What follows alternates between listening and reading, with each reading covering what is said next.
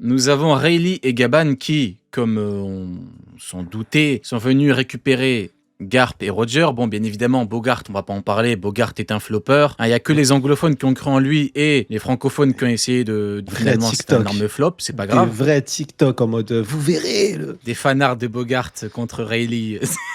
Hilarant, mais bon.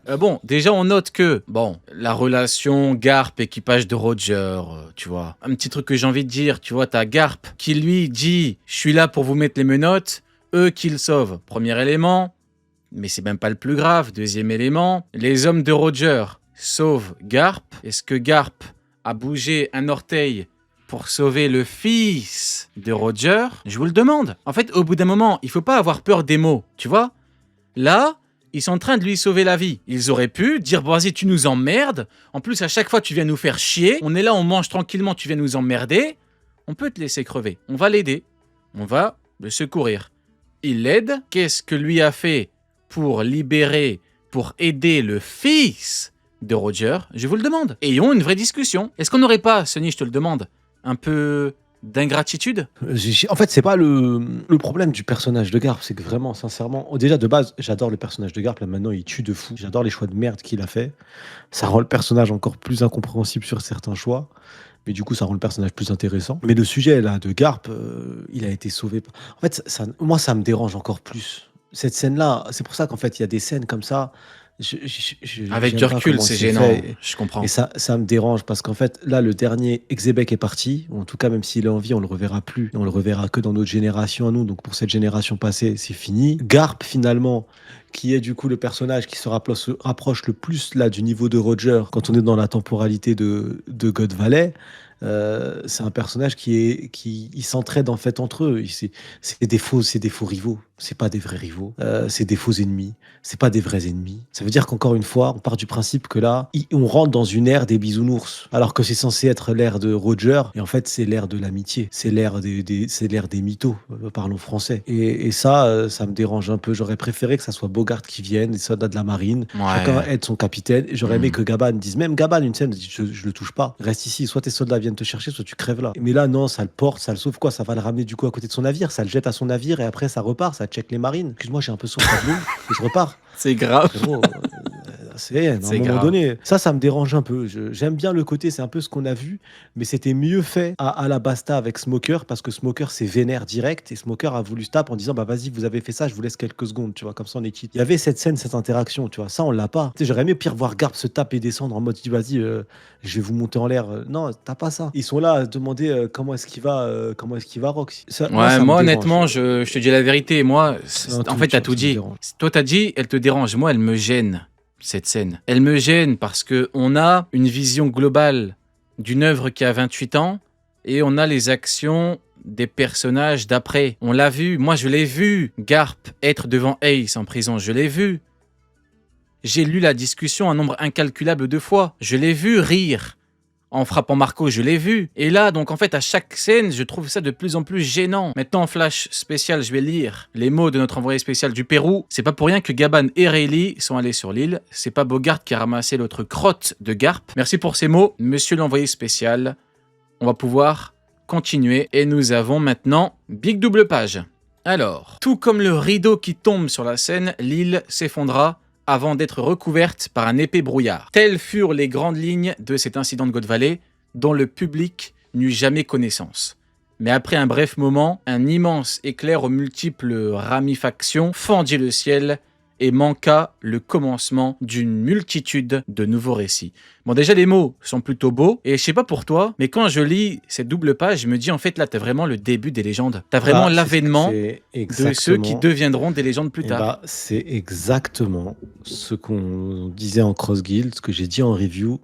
C'est cette double page-là. Quand je disais que on parle de prophétie dans One Piece et que du coup le gouvernement mondial, on le sait avec Gunko, attend une guerre qui est prophétisée. Il se prépare à cette guerre-là, on l'apprend au début d'Elbaf, et que toutes les actions de Imu sont des actions qui sont faites pour en faire en sorte que cette prophétie ne se réalise pas, ou retarder cette prophétie. Et à la fin, et ben là, ça y est, c'est ce que je disais. Je disais qu'en final, en essayant de faire en sorte que ça n'arrive pas, à God Valley, elle a construit en fait cette prophétie.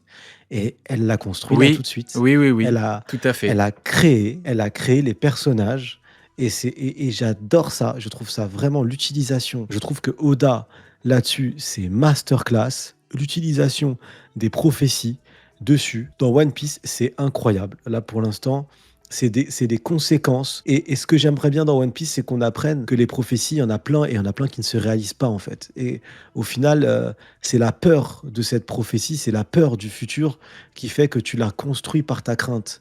Et c'est exactement ce qui se passe là. Imu a construit à God Valley sa propre tombe. Elle l'a construit elle-même comme une grande. Ça prend En du étant temps. bête, faut le dire. Imo était Ah, très bête. N'invoque étant aucun bête, hein. doyen, se barrer en plein milieu, totalement Rien. bête. Et même, en fait, elle aurait jamais dû toucher au clan des Devi, en fait. Elle aurait jamais dû toucher au clan des Devi. Elle a touché au clan des Devi. Elle pense, et c'est ça qui est intéressant, c'est qu'au final, dans cette histoire-là, qui est d'une tragédie sans nom, moi, je suis absolument pas d'accord.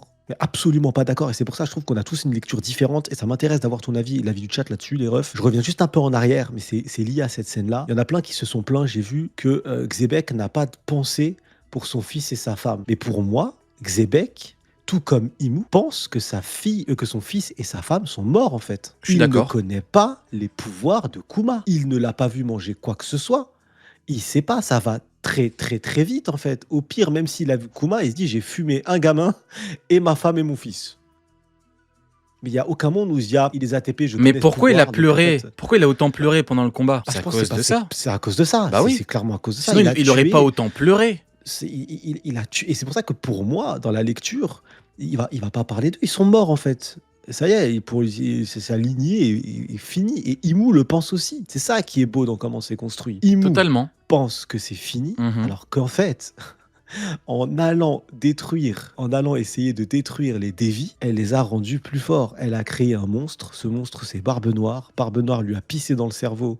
Elle a fait de lui un Shichibukai qui a retourné le monde, qui est devenu empereur et qui est à la recherche actuellement de son Exactement. trône Bah, c'est tout et le d'une promesse à paradoxe. conclure. Tu vois. C'est tout le beau paradoxe de quand tu essayes d'empêcher quelque chose, en fait, de tu lui l'accélérer. donnes beaucoup plus de poids. Et c'est arrivé Exactement. plusieurs fois. Les deux moments les plus connus que je connaisse, c'est bien évidemment l'exécution de Goldie Roger. On va montrer que le roi des pirates est mort. Les mots de Roger, boum, âge d'or de la piraterie. Marineford, on va exécuter Ace. On va en profiter pour que Barbe Blanche vienne et qu'on le fume. Au final, c'est la merde partout. Barbe Noire, l'avènement de Barbe Noire. Au final, ils ont même perdu leur héros. Parce que tout ça, c'est lié. Barbe Noire, il est devenu empereur après tous ces événements. Et leur grand héros, actuellement, il est en prison sur la ruche à cause de cet événement. Donc c'est là où tu vois qu'il y a tout un tas de choses. C'est là où tu vois qu'après, Akainu est devenu amiral en chef. Ils ont recruté après l'autre aveugle et l'autre... Ramaki. Donc ouais, c'est les deux événements les plus connus que je connaisse. Maintenant, ça, c'est le troisième. On a Ouais, God Valley qui exact, rentre dans c'est dans le groupe très restreint des moments où tu as voulu arrêter ou empêcher quelque chose et au final, c'est ça, mais voilà. frérot, c'est beau. Tout à fait. Et Moi, je suis même, d'accord tu avec vois, toi. la naissance de Nika, c'est de leur faute aussi. Et c'est ça qui est beut.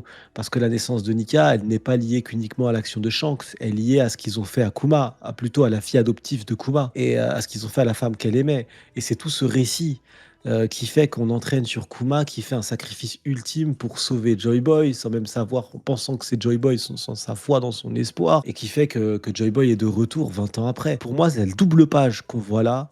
C'est vraiment le résumé de ce qu'on se dit là. Et c'est ce qui fait que cette page, elle est magnifique. Et c'est ce qui fait que tu ne peux, à mes yeux, qu'aimer One Piece là-dessus. C'est vraiment beau. Et c'est rare de réussir avec autant de... Là, on se rend compte, t'as vu tous les personnages qu'il y a, mon ref c'est incroyable. Et tous ces personnages-là dans la double page sont des traumas de God Valley et vont avoir un rôle à jouer majeur dans la chute de Exactement. Imu, directement ou Exactement. Tout indirectement. ça, Et c'est beau. dû à l'événement de God Valley. C'est Exactement. God Valley, c'est le début de Totalement. notre histoire. Nous, notre Et histoire à rien nous, en que- vrai, commence à God Valley, quoi. Si tu prends un petit exemple, tu prends Big Mom, tu prends Lin Lin, qui deviendra Big Mom. Son premier commandant, donc Katakuri, a permis à Luffy, donc prochain roi des pirates, libérateur du monde, sauveur, etc., nouveau Joy Boy, de passer une étape. Tu Ouais, passes de de fou. Lin Lin à Kaido.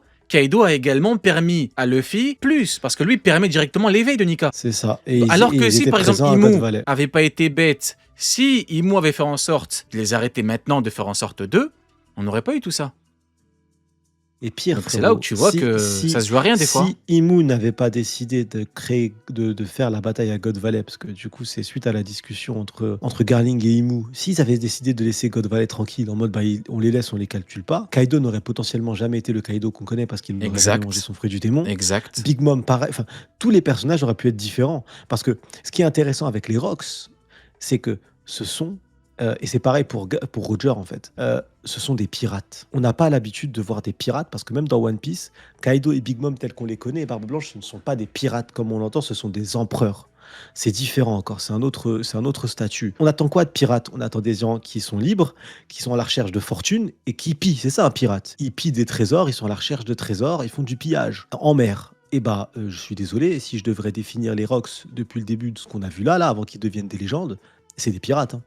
Roger, c'est exactement la même chose. À chaque fois qu'on le voit, à chaque fois qu'on le voit dans cet arc, il parle que de voler. On va aller récupérer ça, on va voler ça. C'est des pirates. Au-delà de ça, être un pirate dans le fond. Notre statut après, quoi. Être un pirate dans le fond, c'est simplement ne pas adhérer, au GM, quoi, concrètement, si je simplifie un peu. C'est ça, un pirate. C'est un mec qui, en mer, ne respecte pas les règles du GM. Le problème étant que tout le paradoxe, tellement bête de dire que, de limiter le truc au pirate mal, un peu comme le abruti de Collabo qui dit les pirates, c'est les méchants, mais la famille, c'est différent, totalement con de limiter, de dire que tous les pirates sont mauvais, mais bon, bref. C'est ça, être un pirate, dans le fond. C'est pour ça que les meilleurs hommes, en vrai, ce sont les Luffy. C'est eux les vrais libérateurs, c'est pas des vrais méchants, hein, et également les dragons et tout. Après, c'est encore eux, c'est également un pirate comme Luffy peut également être catégorisé comme étant un révolutionnaire dans le fond. Et un révolutionnaire comme Dragon peut être, on peut le définir comme étant un pirate. En vrai, ce sont que des mots. La première version de Luffy, dans la première écriture, c'était un pacificateur. Même le terme nommé, c'était pacificateur. C'était même pas le nom pirate. Il voulait même pas être pirate. La première fois qu'on voit Garp, il est pacificateur.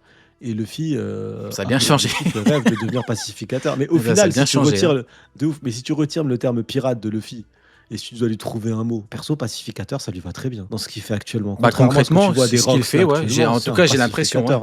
C'est ce qu'il apporte. Nous, entre nous, lecteurs, ce qu'on voit, c'est un gars qui arrive sur une île, qui a connu des horreurs, les ténèbres, et qui vient, tel le soleil, tel Nika, apporter du coup la paix. Chasser les ténèbres et apporter du soleil, apporter de la paix. Donc, c'est la construction dans tous les arcs. Et tu sais, on en parlait, ça, à l'époque, tu te souviens? On en parlait et on se disait, les gens se plaignaient de nombre de morts. On se disait, mais dans les flashbacks, il y a trop de morts et pas dans le présent. Et au final, quand tu suis la logique de Nika, ça prend tout son sens. Exactement. C'est quoi l'intérêt de Nika s'il y a toujours autant de morts dans le présent? Alors que le principe, c'est qu'il n'y avait pas de Nika, il n'y avait pas de libérateur avant et donc les gens mouraient. Mais bon, exactement, je valide. Du coup, on va pouvoir continuer et nous avons la fameuse scène. Ça va être un peu rapide, hein. Nous avons du coup Shanks, bébé qui a été découvert. On en a déjà parlé plein de fois. On voit bien que ça a changé, c'est pas le Roger moustache. Et d'ailleurs, pour en revenir rapidement à ton propos précédent, quand tu disais que Imu a fait en sorte de changer les choses, regarde Roger. Il court après Shaki. Au final, Shaki est enlevé. Rayleigh vient. C'est Rayleigh le prince charmant. Elle est avec lui. Peut-être que Roger sera encore un BDG. Peut-être qu'on aura encore un Goldick Roger 50 ans. Hein. Peut-être que celui qui a frappé, celui qui a fumé Oden, peut-être qu'en fait, ça aurait été un gros Goldick Roger, peut-être, peut-être, je sais pas. Frérot, ça m'extermine de fou, je te jure. C'est le personnage qui me rend le plus ouf dans One Piece. Tu vois la case où ils te disent on a réussi à ramener plein de trésors et t'as Roger sur le côté qui dit ah oui, sacré butin. Le même panel où t'as Shaki et Rayleigh là qui se bras dans les bras là. T'as vu le personnage à gauche avec sa veste en fleurs, sa petite moustache et son chapeau là? Ouais. Ce bouc là, à chaque fois, frérot, lui, il sait c'est quoi le One Piece. Ça m'extermine. Ouais, j'avoue.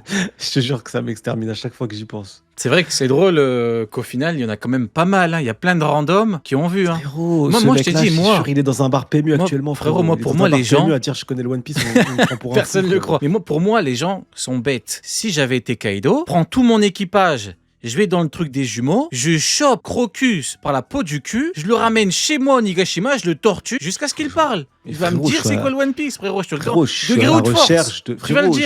Je suis à la recherche de tous les mecs éclatés de l'équipage de Roger. Ah mais Crocus, éclaté de chez éclaté, frérot, je le ramène par la peau du cul. Hop, on va le ramener à Onigashima et tu vas parler, frérot. Degré ou de force, tu vas parler. Je le dépece, frérot, tant qu'il ne capte pas toutes les infos. L'abus.